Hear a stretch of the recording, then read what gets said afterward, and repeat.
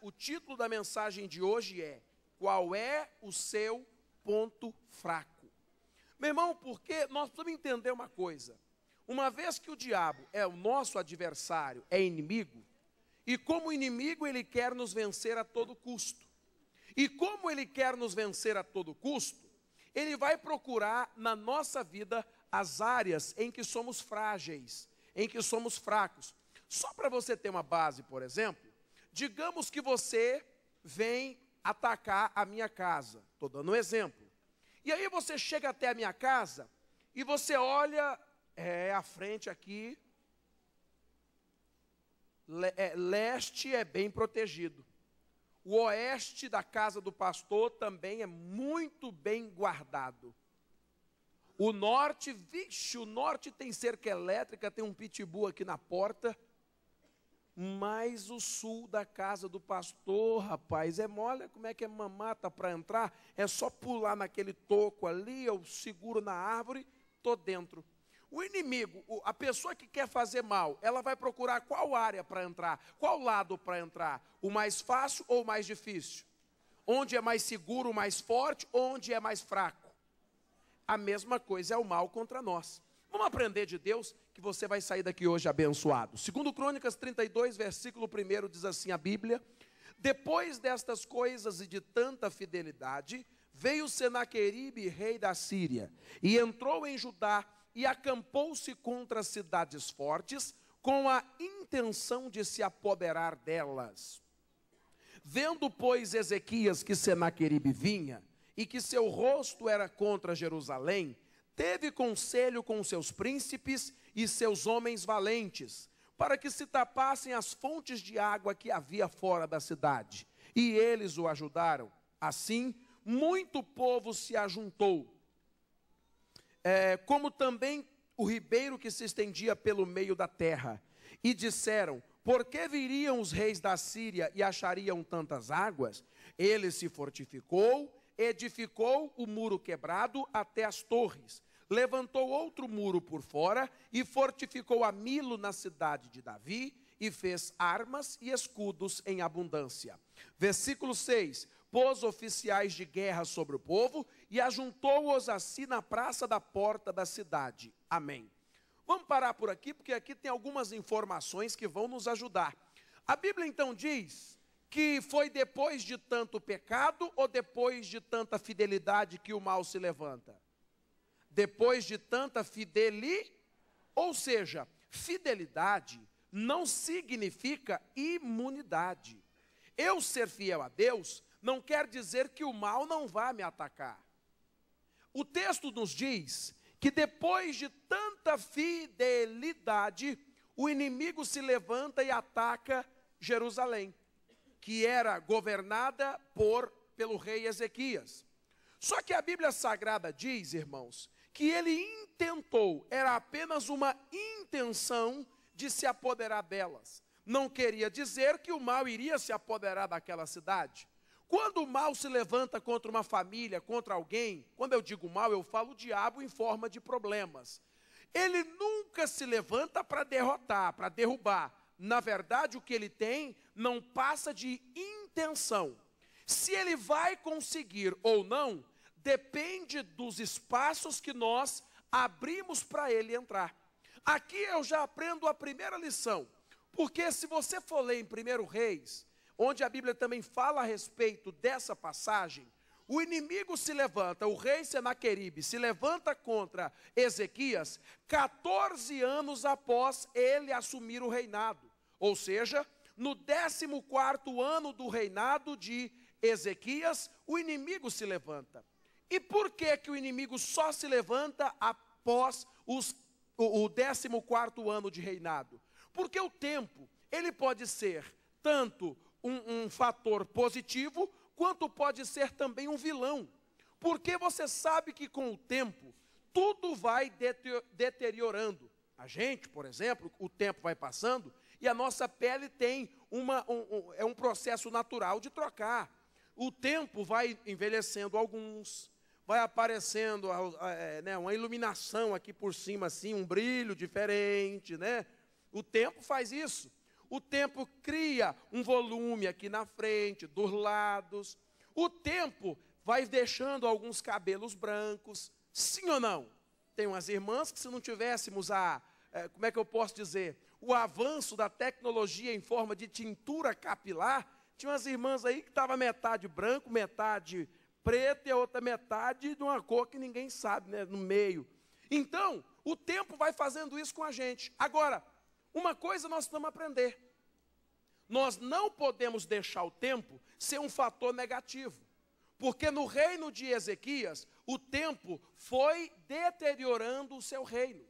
O muro estava quebrado, ele teve que reparar o muro, ele teve que construir outro muro por fora, ele teve que armar o exército, porque o exército estava sem armas.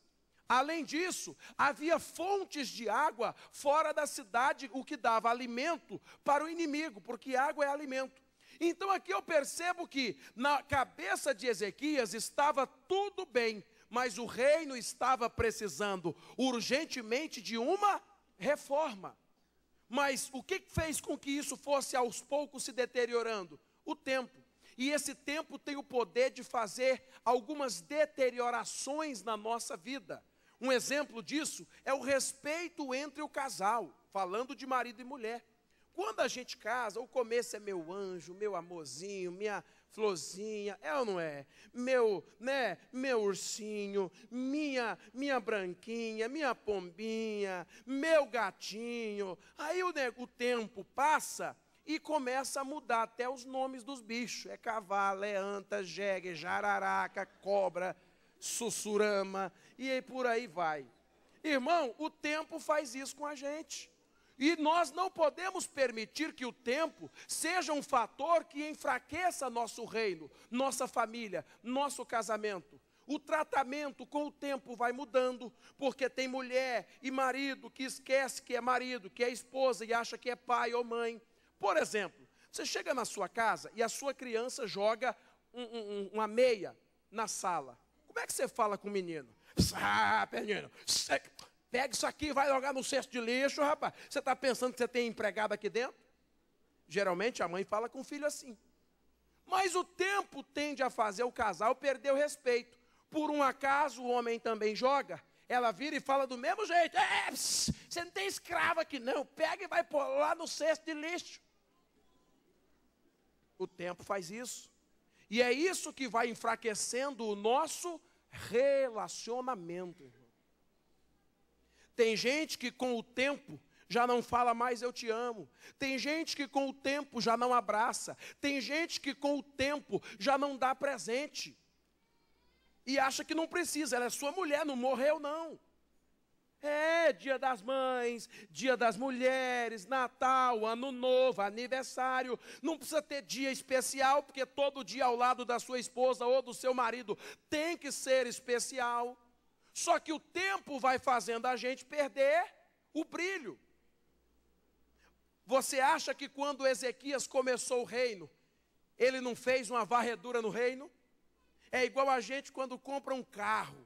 Você compra um carro novo, você fala, agora eu vou pintar, eu vou lavar, eu vou rebaixar, vou pôr roda, vou cuidar, mas olha, passa 5 meses, você olha e fala, Jesus, o que é isso? Que carro sujo. Por quê? O tempo vai relaxando a gente. E nós não podemos deixar isso acontecer em casa. O reino dele estava devastado, porque já não havia mais proteção, um muro quebrado. Tanto estava fraco o muro, que ele teve que construir outro muro por fora. Tudo isso porque o tempo foi desgastando o muro original que havia. O tempo foi acabando com as armas do exército. E quem sabe o tempo não tem deteriorado você, não tem acabado com o seu casamento, acabado com a sua família.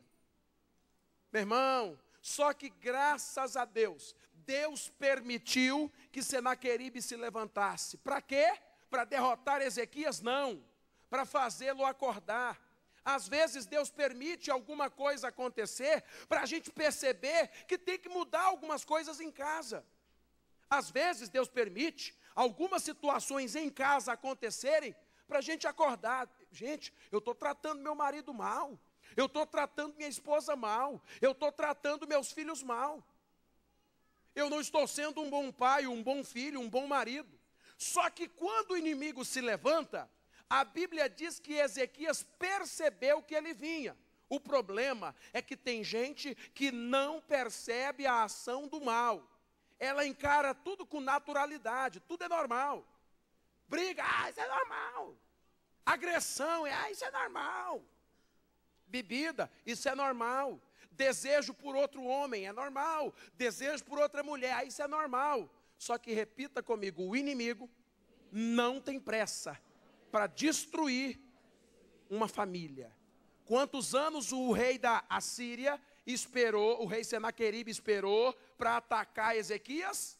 14 anos. Cuidado, irmão. Engraçado que ele foi, os príncipes e os valentes foram sábios. Porque aqui eu aprendo uma coisa. Quando ele percebeu que os inimigos vinham, a Bíblia diz que ele teve conselho. Repita isso, ele teve conselho. Pergunta para o teu vizinho, com quem você tem tomado conselhos? Ezequias foi se aconselhar com príncipes e valentes. Quem são os príncipes? Os filhos do rei, linhagem nobre. E quem são os valentes? São aqueles que não desistem de uma batalha. São aqueles cuja missão dada, meu irmão, missão dada, rapaz, acabou. Nós vamos até o final. Mas às vezes nós preferimos ouvir, ao invés de príncipes, filhos de rei, filhos de Deus, pessoas que entendam do poder de Deus, e valentes, gente que não desiste, gente que superou os problemas, mas permanece de pé. Ouvimos os covardes e os plebeus. Porque é melhor, o conselho dos covardes, muitas vezes são melhores e mais fáceis. Desiste, separa, abre mão. Esse menino já está grande, deixa ele para lá. Você não tem que preocupar-se com ninguém. Só que repita comigo, ouvir conselhos de covardes só vão me fazer afundar mais. Ezequias ouve o conselho de homens sábios, de homens preparados, de homens valentes.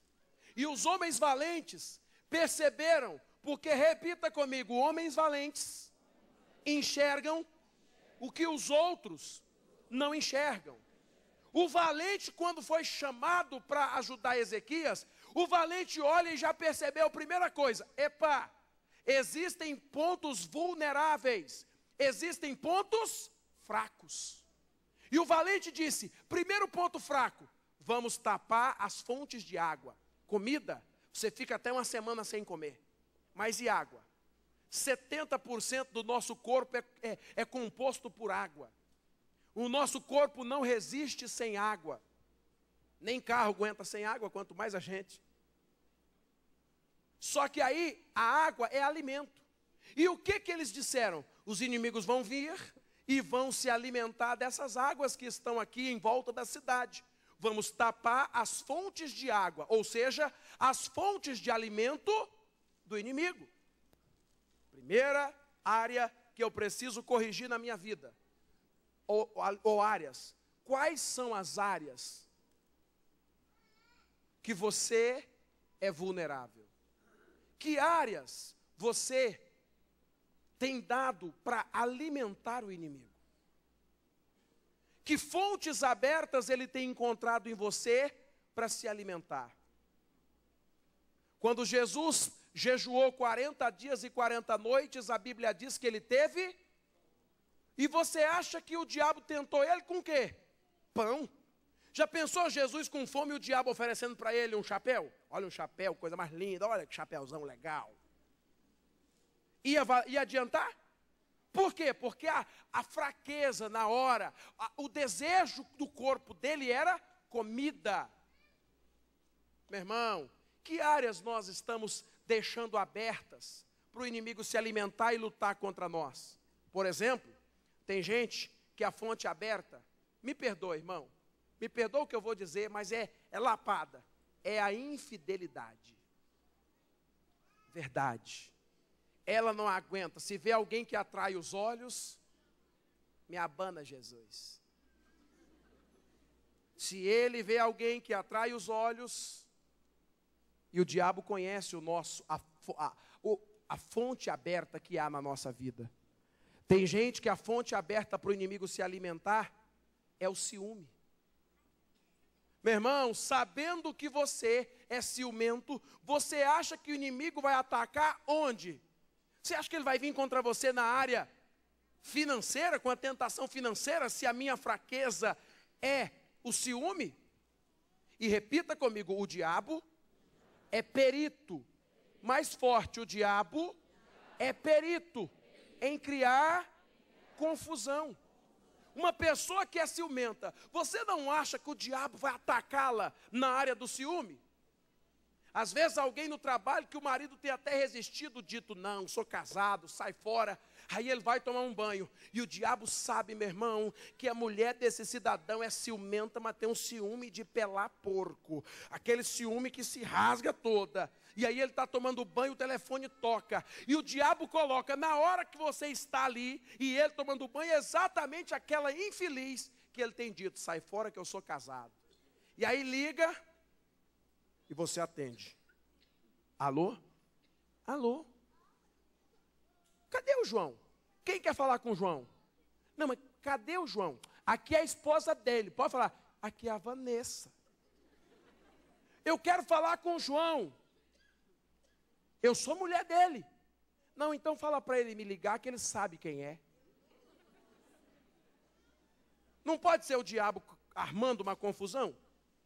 Porque você é vulnerável no ciúme. Olha um pastor. Esse pastor foi um caso engraçado. Ele foi com a esposa no mercado. Eu pedi a ele que fosse no mercado, ele foi com a esposa. Para comprar uma bateria para o microfone da igreja, o culto estava perto de começar e tinha acabado a bateria. Aí ele pega o carro e vai com a esposa, num culto de dia. Ele foi, não aqui, em outra cidade. Ele foi comprar e foi com a esposa no carro. Chegou lá, a esposa, não, eu vou ficar aqui na porta do mercado, vai lá e compra e vem logo, você vai rapidinho. Ele foi lá, comprou a bateria, na hora que ele está chegando no caixa, a moça já olhou para ele e deu um sorriso. E aí ele olhou para a moça, olá, tudo bem? Tudo. Aí ela passou ali o negocinho, ele pagou, e a moça ficou conversando com ele. Daqui a pouco, ela entrega um papelzinho, ele pega o papelzinho, coloca no bolso e fala, tchau, fica com Deus. Na hora que ele chegou na porta do mercado, imagina a cara da esposa.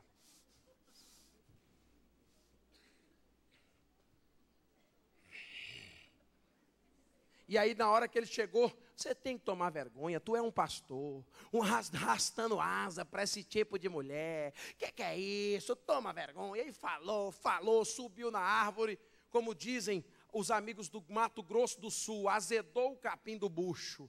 E aí ficou nervosa, irmão. Daí, e ele foi sábio, ele esperou ela falar. Ela falou.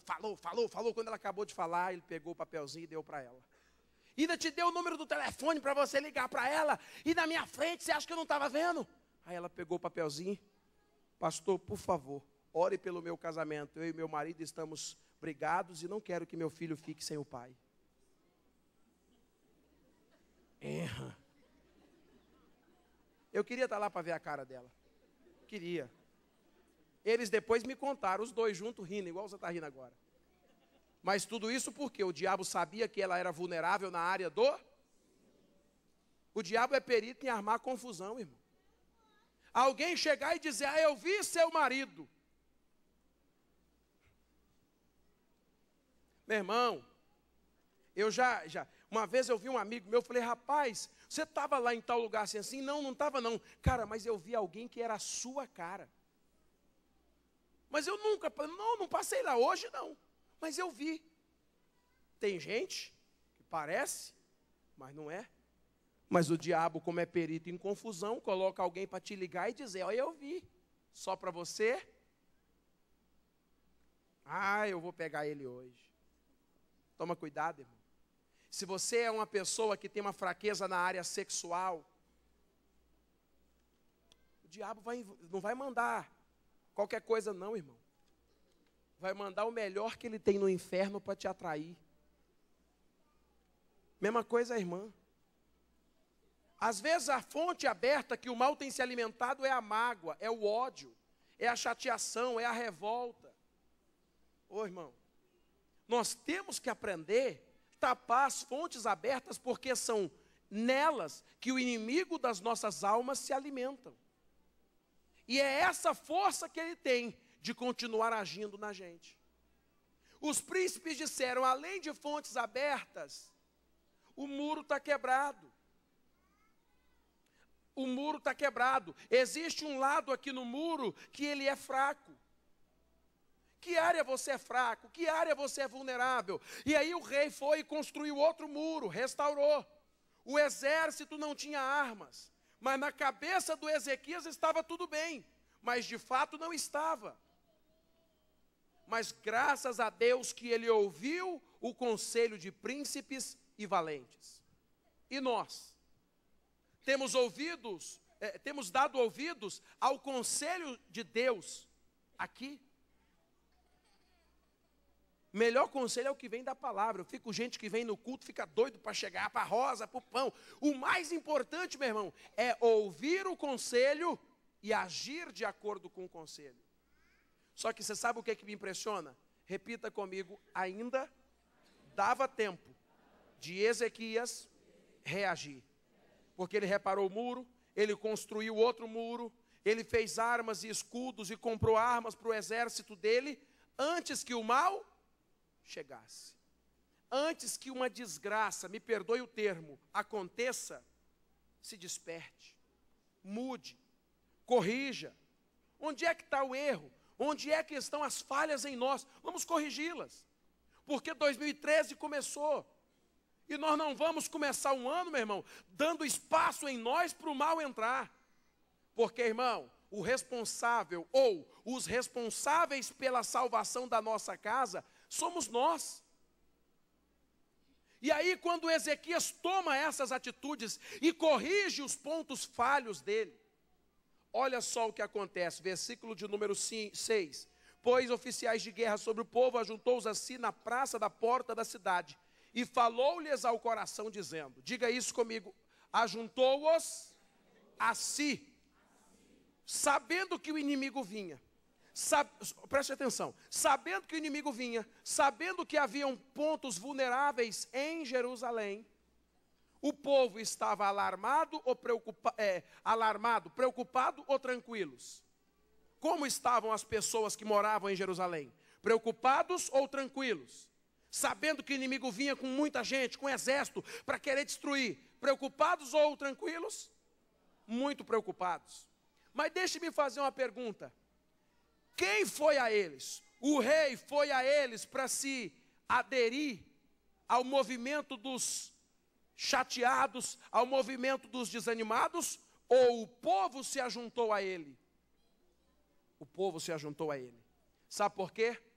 Porque quem ouve os conselhos de Deus, irmão, consegue contagiar, consegue influenciar aqueles que estão à sua volta.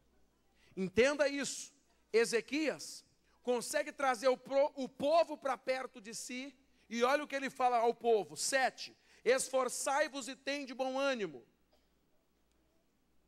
Não temais, nem vos espanteis por causa do rei da Síria, nem por causa de toda esta multidão que está com ele, porque há um maior conosco do que o que está com ele. Com ele está o braço da carne, mas conosco o Senhor nosso Deus, para nos ajudar e para guerrear as nossas guerras. E o povo descansou nas palavras de Ezequias, rei de Judá. Diga isso, e o povo descansou nas palavras de Ezequias, rei de Judá. Deixa eu lhe fazer uma pergunta. As pessoas da sua casa têm descansado em suas palavras? Não importa a luta, não importa o problema que você esteja passando. Ezequias estava diante da ameaça do maior país da época, que era a Síria. Era temida por todas as nações da época. Ezequias também estava preocupado porque era a vida dele, era o reinado dele que estava em jogo. Numa batalha, quando os inimigos se levantavam contra uma nação, o alvo deles quem era? O rei. Porque se matarmos o rei, todo mundo foge. Se matarmos o rei, acabou a direção. Se acabarmos com o rei, vamos vencer essa nação. E o alvo do diabo, meu irmão, muitas vezes, não são aqueles que estão na bebida, na rebeldia, no vício, na droga, no caminho torto. Muitas vezes o alvo do mal somos nós. Porque se conseguir parar a nossa fé, se conseguir desanimar a gente, ele destrói toda a casa. E mesmo diante de toda essa pressão, repita comigo, Ezequias usa suas palavras para consolar, confortar e descansar o povo. Suas palavras têm descansado sua família diante dos problemas, seus filhos. Eu assisti um filme, não lembro o nome do filme, mas era um filme que se passava no período em que Hitler queria acabar com os judeus. E um pai judeu é preso. A mãe foi mandada para os campos de trabalhos forçados. E esse pai foi mandado para a prisão com seu filhinho de 6 anos. Não lembro o nome do filme. O dia que eu lembrar eu falo com vocês. O nome, para você poder assistir. É lindo. E aí o pai vira para o menino e fala: filho, quando ele está preso, filho, nós vamos brincar agora de preso e soldado. E o menininho, como é, pai? Nós vamos ficar presos. Se a gente pedir para sair, nós vamos perder o jogo, meu filho. Então nós temos que ficar aqui como verdadeiros prisioneiros. Tá bom, pai. Na hora de ser castigado, o pai dizia: filho, eles agora vão brincar de castigar o papai. E quem gritar perde o jogo. Os outros vão gritar: nós vamos ganhar, não vamos, filho? Vamos, pai. E os soldados de Hitler, pá, e o menino inquieto e o pai, pá. Para resumir a história, o filme acabou, esse pai foi,